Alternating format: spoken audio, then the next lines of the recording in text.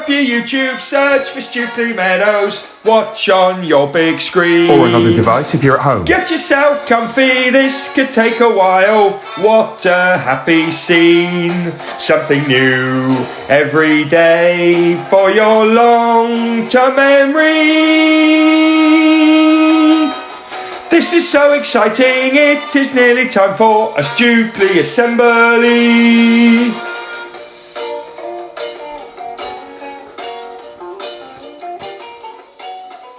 Good morning or good afternoon everyone, and welcome to our Wednesday reading assembly. For each other we, every day we, to improve we, together we will. Every single Stukeley day we focus on. Our Stukeley motto is, our Stukeley curriculum is, our Stukeley plan for home learning is, 4 words that make the magic happen. Yes, they do. Right, it's Wednesday, it's reading. Now, you know we've got a couple of stories coming up. We've got the Mr. Watley story for the infants and the 39 steps for the juniors. I'm just going to warn you now, we're not going to finish 39 steps. There's a little bit too much, so I'm going to leave you on a bit of a cliffhanger for half term. I'm just telling you that now. Anyway, it's reading. We start off with a bit of an author warm-up. The last few weeks I've been telling you about Charles Dickens' house. If you get to go to London, and if you're going on the train, most of you will go into King's Cross station, King's Cross and Pancras station. Please, if your family are looking for something to do near there, go to Charles Dickens' house, the museum. It's great. What have we seen so far? We've seen the outside of the house. We've seen his bedroom, we've seen his dining room, we've seen his writing desk, we've seen some of his hair. Here is actually some of his writing. This is Charles Dickens' handwriting, the Charles Dickens script. Wonderful. Okay, straight into story. If you want to go for the Mr. Watley story, click or let this run. If you want to hear me read the next part of the 39 steps, find it along here somewhere. It's going to be wonderful. Hello everybody, and welcome back. I'm going to read you another story called Charlotte's Piggy Bank, and it's by an author called David McKee. And anybody who's been in year 1 recently will know that we read another book by David McKee called Not Now Bernard. And you might even know that story anyway. But this is another one of his stories, and this is another story of his that I really like. Okay. One day, when they were out together, Aunt Jane bought Charlotte a present. "Thank you, Aunt Jane," said Charlotte as she unwrapped it. "It's a pig," she said in surprise. "It's a piggy bank. A money box," said Aunt Jane, "and this will start your savings." And she put some money into the pig. "Thank you, Aunt Jane," said Charlotte. Can you see them there? Just here. "Silly present," said Charlotte as she went indoors, and she shook the pig to try to get the money out.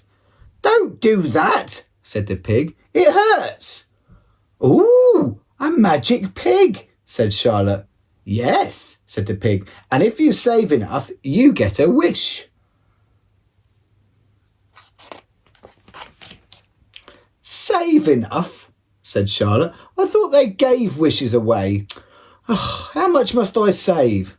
"When you've saved enough," said the pig, "you'll hear a ding." "I could be saving forever," said Charlotte. "Life can be very hard," said the pig.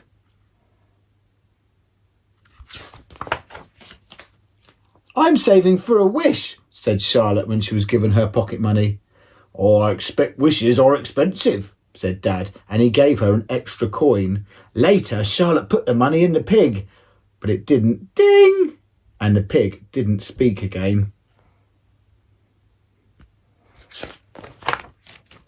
"I'm saving for a wish," said Charlotte as she helped her mum.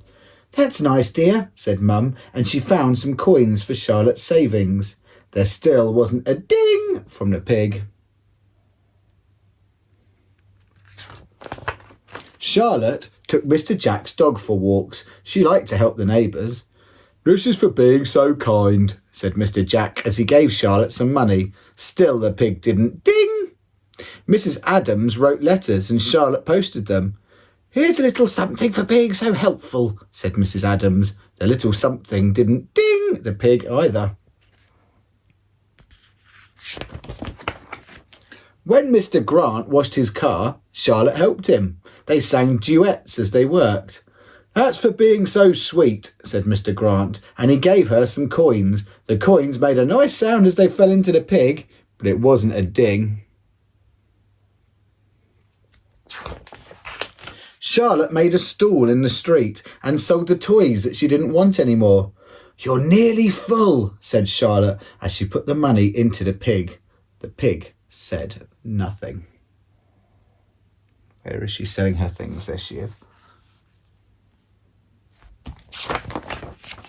When Charlotte visited Aunt Jane again, Aunt Jane said, "This is for the pig," and gave Charlotte a big silver coin. "Thank you, Aunt Jane," said Charlotte. "I'm saving for a wish." Aunt Jane's coin did it. Ding! Went the pig. "Hooray! I get my wish!" shouted Charlotte. "Yes, and I'm glad you wished for that," said the pig. "Wished what?" said Charlotte. "You just wished that I was a flying pig," said the pig. "I never said that," gasped Charlotte. "You never said what?" asked the pig. "I wish you were a flying pig," said Charlotte. "That's it," said the pig, and there was a flash. There stood a pig, the pig, only bigger and with wings. "That's not fair. You tricked me," said Charlotte. "Where's my wish? Where's my money?" "Life can be very hard," said the pig as he flew out of the window. "Come back," shouted Charlotte. Perhaps," said the pig. So what happened there? He tricked her. He said, "Oh, I'm glad that you wished for that." And she said, "Wished for what?" And he said, "You said, oh, you wished I was a flying pig." "I never said that." And he said, "You never said what?" And she said, "I wish you were a flying pig." And that's it. That's when he did it. That's when she said it and he turned into that pig. Tricked him. Now, one of the things I love about David Mackey's books is very often they don't have a happy ending. Not Now Bernard didn't. And Charlotte's piggyback does not have a happy ending. She spends all that time saving her money and then the pig flies off with it. It's great, isn't it? I hope you enjoyed that story, and I'll hopefully return after half term with another one. Take care. Bye-bye. Okay, thanks for choosing me. Thanks for choosing the 39 Steps. John Buchan, made into a very famous film. I think it was a Hitchcock film. But this is where it started. This is an abridged version. We know we start off with our main character, Richard Hannay. He ends up looking after Franklin P. Scudder. Scudder gets killed. We know that Scudder is trying to stop an assassination by the Black Stone. Scudder, before he dies, says, "I need to stop this assassination. The Black Stone are going to kill Karolides, the Greek premier." Anyway, Scudder gets killed. Hannay goes on the run. Basically, people think he's the killer, but he's got the secret. He's got the little black book. We think he's found safety by bumping into, I think it's like a politician or a lord. Who is it he bumped into? Sir Harry Bullivant. He was a Liberal candidate. Anyway, he escapes from there. And then last week, we ended with him hiding in a house. And unfortunately, in that house, he then realised that he was being held by the Black Stone, because we saw that man, part of his finger missing. He's now been captured by the Black Stone. Here we go. "Let us not waste time with formalities," said the man who had captured me. "The notebook. Give it here now." "What notebook?" I said flatly. "Come now, Mr. Hannay," he said with a cruel smile. "We've both come too far to play games." As if to emphasise the point, he inched his revolver closer to my head. "Who is this Hannay, governor?" I said, trying to sound more confident than I felt. "Ned Ainsley's my name, and help me, I wish I'd never gone and pinched that motor car." Richard Hannay's trying to pretend to be someone else. For a second, I saw the villain's eye flicker. He gestured the gun for me to leave the room. Keeping me covered all the while, he frog-marched me back into the study. There he rang a small bell, and 2 men entered the room. I recognised them at once from the 2 sinister characters back at the inn. "Well, Franz?" asked the bald man. "That's him," said the taller of the new arrivals. "Empty Mr. Hannay's pockets at once," ordered the boss. The little fella grabbed me roughly and took out what I had and put it on the table. I then noticed that the notebook was missing. The bald man's voice took on a very impatient tone. "Where is it?" he rasped threateningly. "I already told you, governor," I began. "I don't know who you are. I don't know who you think I am." "Lock him up," barked the chief to his lackeys. "We'll see if a spell without food and water loosens his tongue." So they've now put Mr. Hannay into a dark room. They're going to try and get him to reveal where the notebook is. I found myself being dumped into a courtyard, a pitch black storeroom awaiting, attached to the main house. As my jailers turned the key in the lock, I tried to make out anything in the room before I lost the light. After groping around various crates and sacks of grain, I found a cupboard. It was locked, but I managed to force it open. On the shelf in front of me were several lamps and a box of matches. Taking one, I examined the rest of the contents. This room was jam-packed, full of explosives. There was a carton of detonators, cord for fuses, and lots of bricks. Bricks of explosive. Crumbling one in my hand, I recognised it as lentinate. With one of these bricks, I could blow the house to smithereens. I picked up a detonator and attached it to a couple of feet of fuse.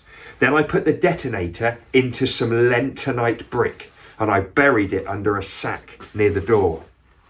Crouching as far away as possible, I lit the fuse and waited. I only hoped that what would happen next would allow me to survive. Suddenly, a wave of heat surged from the floor. Then the wall opposite flashed a golden yellow and dissolved with a thunderous roar that hammered my brain into a pulp. At first, I felt myself being choked by thick yellow fumes, but then fresh air wafted in from the wall. Clambering over the brick debris, I stepped through the hole and out into the yard. I could hear confused cries, "Ah!" coming from the house. Running blindly through the smoke, I managed to find my way to the fringe of trees that surrounded the building. Then I just kept running until I'd put a good 2 miles between myself and the villain's lair. Now we're just going to go for chapter 8, which is called Assassination. Now assassination is the bit where Carolides is probably going to get killed. After an hour or so tramping across the country, I finally reached the town of Moffat. As I approached the station, my heart was lifted by the sight of young Harry Bullivant. "Thank heavens!" he cried. "I thought I might have missed you. I say, you do look a fright. Are you okay?" I bravely told him of my encounter with the Black Stone. He responded by putting his hand into his pocket and pulling out the little black book. "Scudder's notebook!" I gasped. "I had you down as a chump for leaving it in your jacket pocket, dear boy. But I think taking it out of your pocket probably saved your skin." I thanked my new friend profusely, and after he'd given me the rail fare back to England and to Wiltshire, I bade him a sad farewell. Harry's uncle turned out to be a square-jawed fellow who welcomed me into his home as if I were family. I showed Harry's uncle, who was the politician or knew the politicians. I showed him Scudder's notebook and told him of the young man's warning about Karolides. It soon came out that Scudder was known to the British Secret Service and they highly regarded him. He was a bit of a champion with the service. Sir Walter was persuaded that some dark business was imminent. But then he thought that Scudder's idea of the assassination was all made up and maybe not true. Anyway, he said, Karolides is not in danger. He's too well guarded. I could not believe that they were not believing me. After a bath and a shave and a change of clothes, I explained everything that had happened to me, from the death of Scudder to my encounter with the Black Stone. Being chased right into the house they rented was really bad luck, said Sir Walter. I know, I replied. I still don't know how the local police got onto me. After Harry telephoned, I did a bit of work on your adventures, said Sir Walter. It seems that the innkeeper where you were staying told the police about the car that you stole. They found the wreckage and picked you up nearby.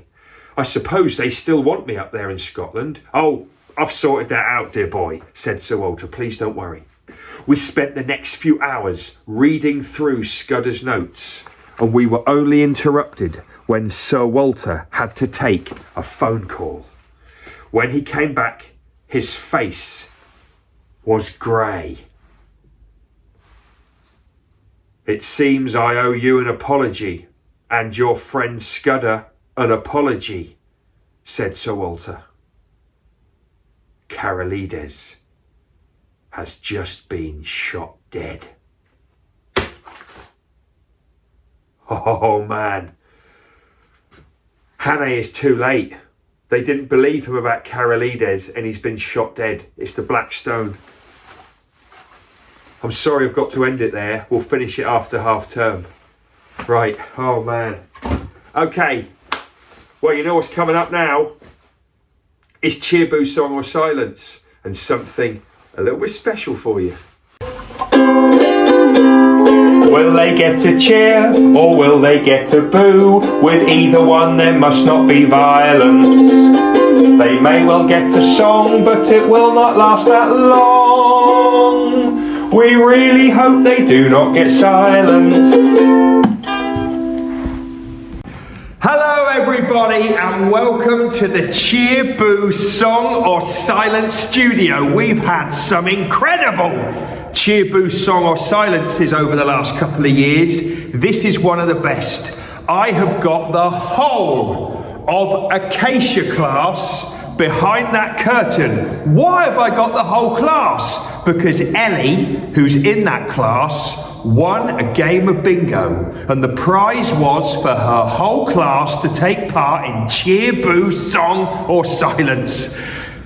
They've chosen the card, they know what they're going to get. What do you think the whole of Year 4 Acacia class are going to get? Are they going to get a cheer, a boo, a song, or silence? What do you think? Oh, come on! Okay, let's find out. Out you come, Acacia class!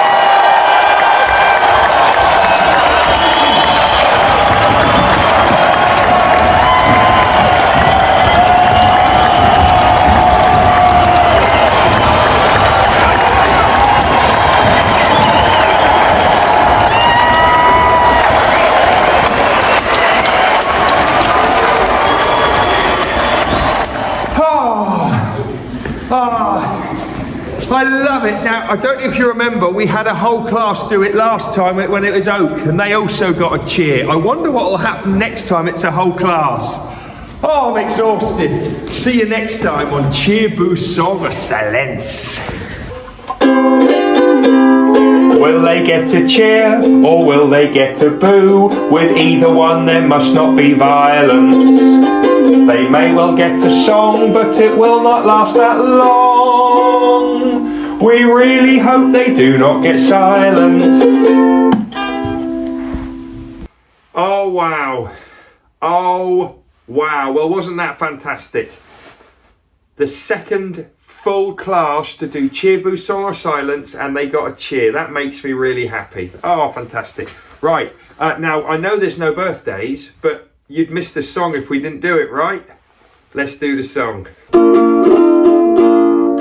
Hey, hey, hey, it's time to say we've got a Stukeley birthday. Hey, hey, hey, it's time to say we've got a Stukeley birthday. Oh, come on! There's no birthdays. Let's finish with everyday knowledge for you. And we are learning to remember things worth remembering, learning to remember things worth remembering, learning to remember things worth remembering, everyday knowledge for you. And we are learning to remember things worth remembering, learning to remember things worth remembering, learning to remember things worth remembering, everyday knowledge for you. Whoa, not good. Not good form. Hi everyone, everyday knowledge. I went to see some year 4s yesterday, and I was very impressed with their periodic table knowledge. You know the periodic table? Two scientists, Newlands and Mendeleev. I think that's how you say it. Anyway, they discovered all these elements at different times, put them into the table. How many do we know? Helium,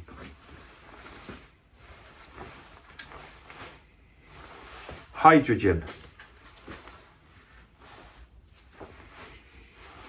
carbon, oxygen, nitrogen. Ooh, hang on a sec.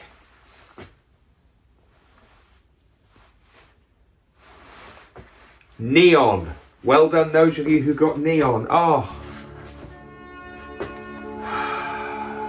it's a good tune. It's one of my favourites, one of my childhood favourites. Composer, any ideas?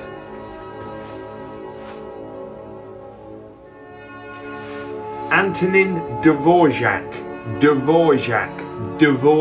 What a lovely name. Tune.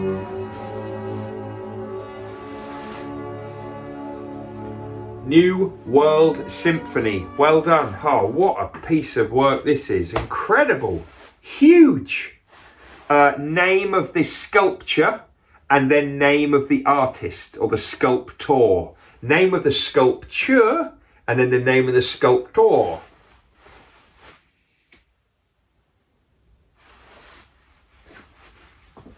Angel of the North, and I think it's Sir Anthony Gormley. I think he's a Sir. Okay, just to finish, let's have some dates. Now we've got our 366s.